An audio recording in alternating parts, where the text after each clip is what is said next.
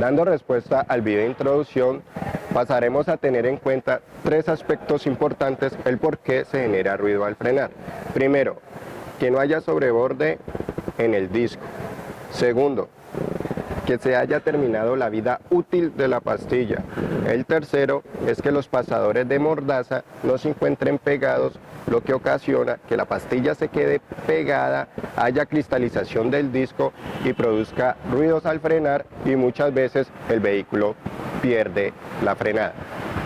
Gracias por visitarnos y resolver sus dudas. Recuerda, nuestro centro de servicio Gas Service contamos con equipos especializados, personal altamente calificado para brindarle un mejor mantenimiento a tu vehículo.